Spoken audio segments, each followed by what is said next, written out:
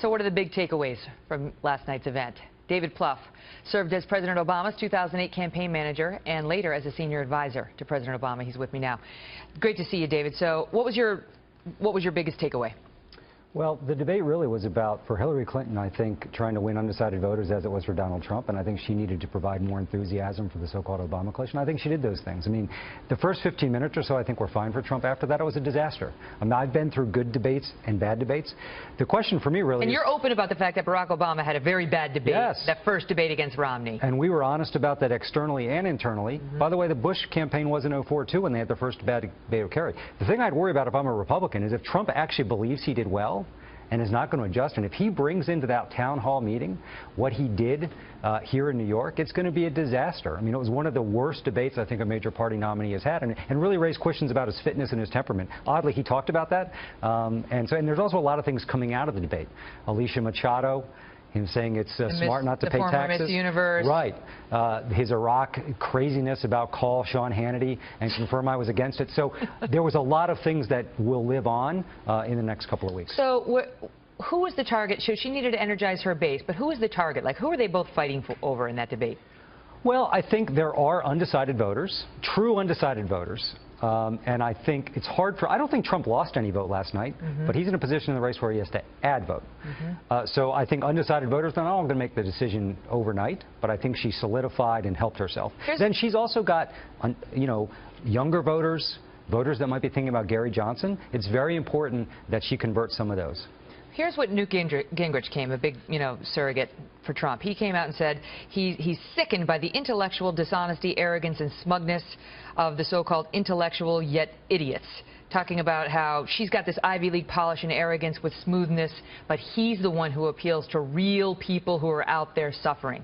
Is there any truth to that? I mean, that's just a bizarre statement. Newt's off his rocker. I generally respect what he has to say.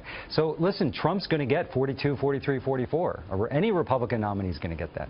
The problem is, to win the presidency, maybe in this election you only need to get the 48, let's say, in battleground states, because the third parties are going to get some vote. No, absolutely not. And his 30-year thing, I'm sure that'll be part of the next debate. And, you know, I'd put her record up, Secretary of State, Senator, First Lady of Arkansas and of the country, versus what I think she exposed last night, not paying taxes. I mean, he basically admitted he doesn't pay taxes. Well, certainly for those 2 years that wound up in that one publicly released audit. Pretty proud of his smart approach on taxes. How smart it was. But I have to ask you this, because we've been watching the polls, as I know you have. Right. And although David doesn't pay as much attention to these polls that we all look at, he looks at some other secret information that we don't have access to. And it's been seriously tightening. I mean, in Colorado, the CNN poll yesterday shows he's at 42, she's at 41. She had an 11-point lead on him. Pennsylvania, she's at 45, he's at 44. She had an 11-point lead there. And so it really looks like this race is tightening and could swing his way in the last 6 weeks, no? Well, I think, first of all, there's going to be a poll every day for whatever your view on the races. I mean, there was a national poll by NBC yesterday that had her up 7 nationally, which is the margin we beat McCain by.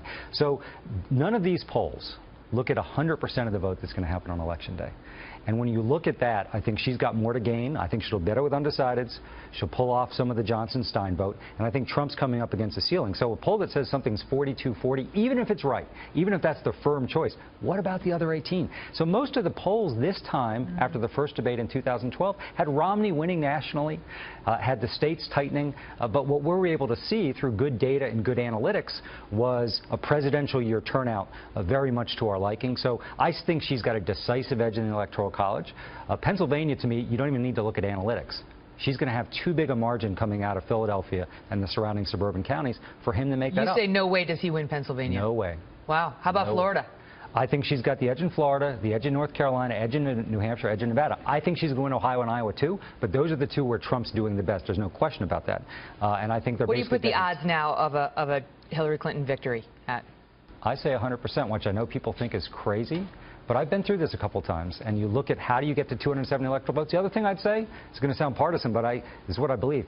The quality of the candidate matters. This is not someone, I think, who's got the temperament or the fitness for office to get a winning number in a presidential race. He's got passionate supporters, and that's important, but he doesn't have the ability because the quality of the candidate. Listen, Hillary Clinton has her challenges as a candidate. There's no question about that. Her favorable numbers aren't where we like. The passion isn't quite where we like yet. But when you compare the two of them, and I think that's what came away last night, was somebody, even if you don't agree with much of what she said, seemed presidential. throughout the whole debate. And Trump, particularly in the latter half of the debate, became a little bit unhinged and unmoored. You're going to be hearing from some of those passionate supporters on Twitter in 5, 4. It's always a joy. It's a joy having you here. Thanks for coming.